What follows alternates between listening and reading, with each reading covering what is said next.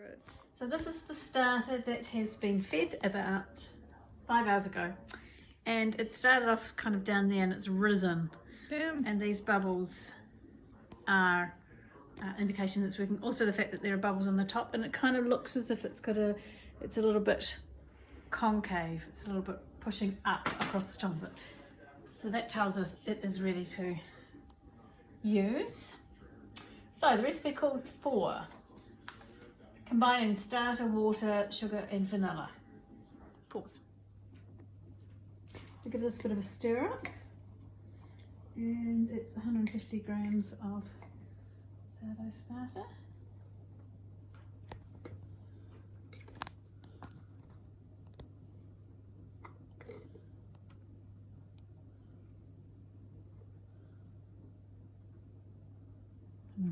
Is close enough. And then I'll need to feed that again. Having taken some out, you always need to feed it. And then 350 grams of water. And some people say to stir that in to help distribute the starter more. Was it 350? Mm-hmm. It's actually quite a dry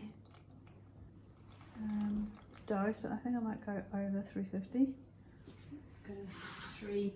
I think I'll do 20 more, so maybe 370. On the money. And just stir that in. And sugar. So that it's all gone. And 25 grams of sugar.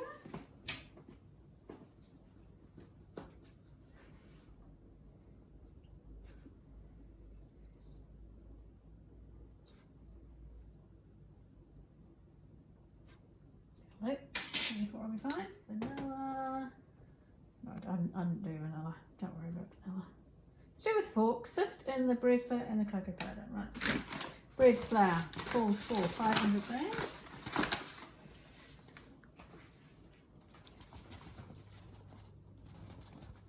I think that I sift in. Did it say sift in? Mm-hmm. Okay, I never sift flour, but I will sift the cocoa. Cocoa's lumps seem to be.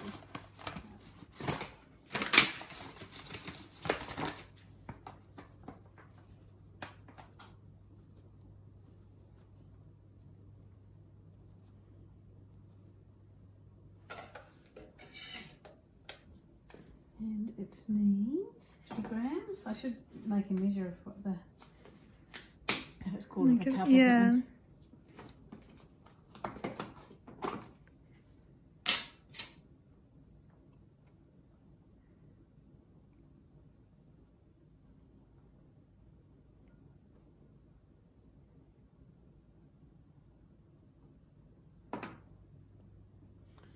Good enough.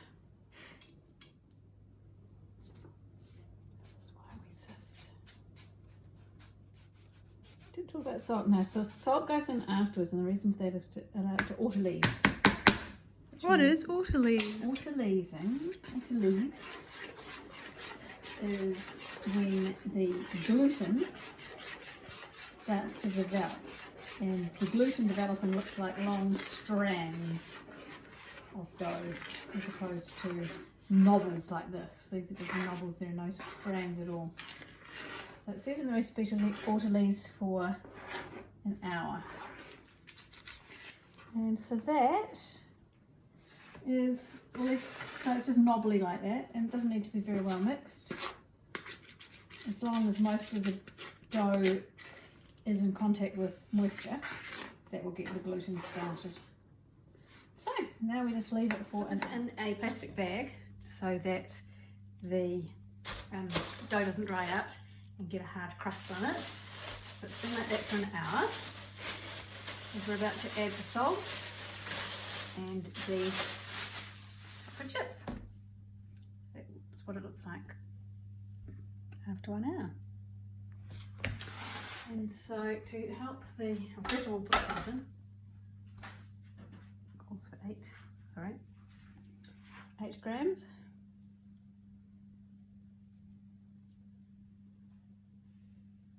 There we are. And to help that dissolve, we will add some water.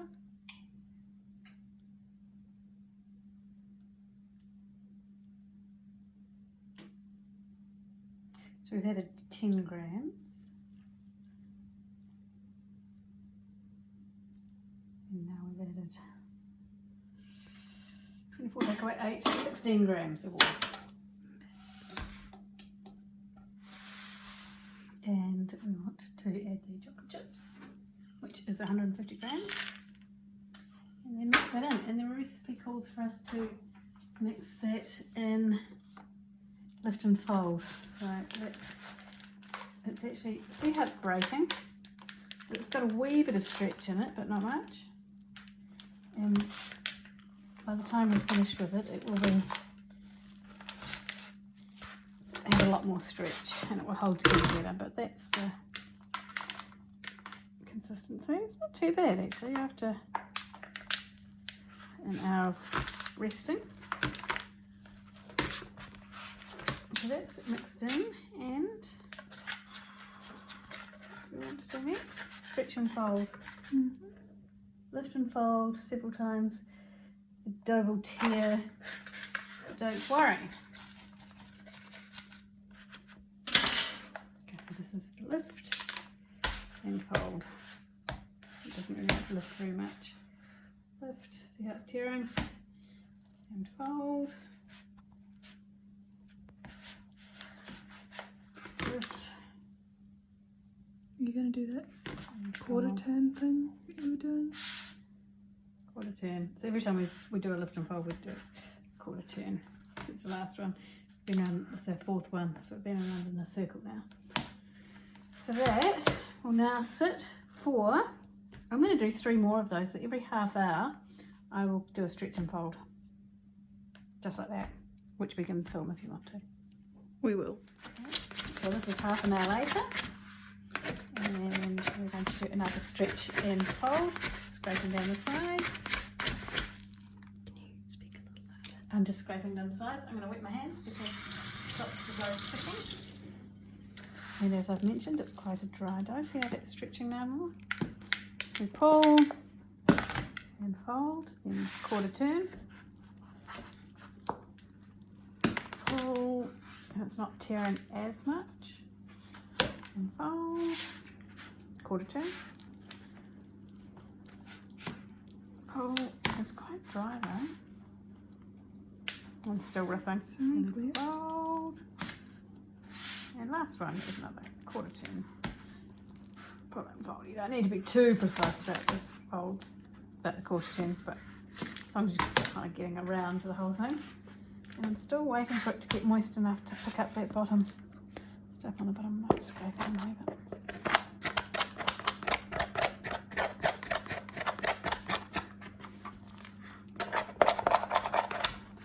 There we go. And then we'll do another half an hour. Half an hour to get back to you. Awesome. Again, with wet hands, we're going to do 4 quarter turns. I can't edit it. Pay that bill. Remember I was saying about that money just suddenly dropped into my account? Quarter turn.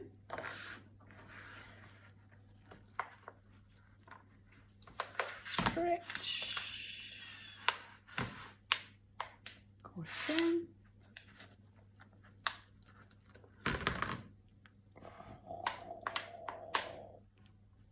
Stretch. Fold. And last one.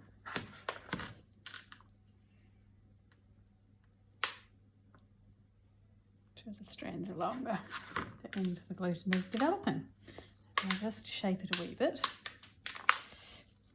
Dropping of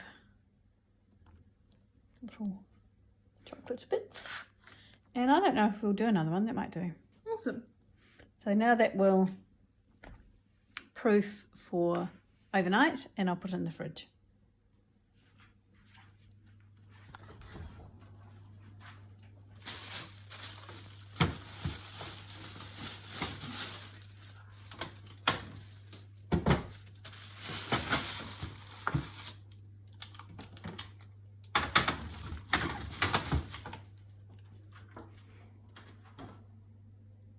And we're about to split it into 2 loaves and then shape it and let it rest for about an hour before we cook it. Okay, so I've got a tea towel that I reuse for the shaping. This is rice flour. Sorry, can you? This is rice flour. Mm-hmm. Just sprinkle that over here.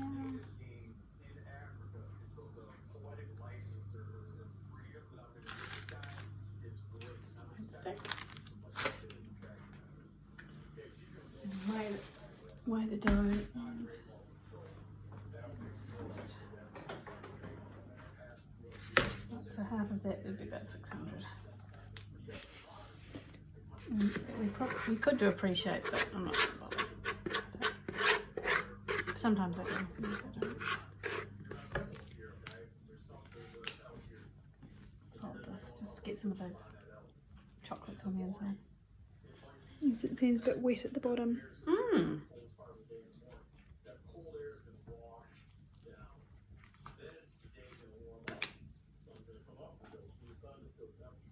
Good enough? Or not? More even, slightly. Okay, so to shape, what you're trying to do is create a skin on top of the Do you want to explain what the breast. salt does? So the salt we added yesterday, is it going to do it or do what? Oh no. no? Okay. You can see the texture's a lot stretchier than it was. So with shaping, what you're trying to do is create a skin that the bread can rise against. And so I'm pushing down and then pulling towards, trying to keep the tension across the top. I'm not really expert at it.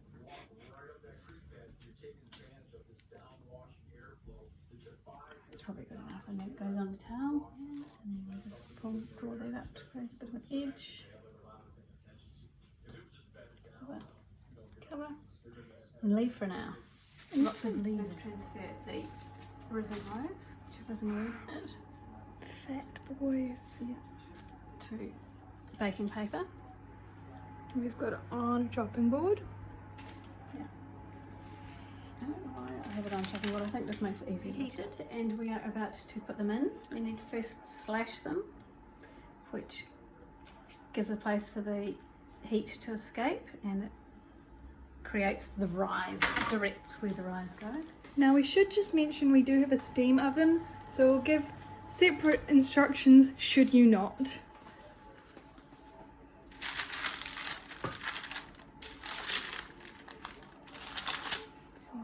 Into the preheated tray. You preheat your tray slash thing. Yeah, probably. And then they'll go in there as fast as you can so you don't let heat escape. Okay, so it's quite hot. Hot. And you want to do a time lapse of it. Okay, we have now finished cooking the bread. And here we have 2 loaves of Big round boys. chocolate bread. Sorry, I'm just gonna go in the other room. I feel like this light's No, really bad. you shouldn't. Oh, I see.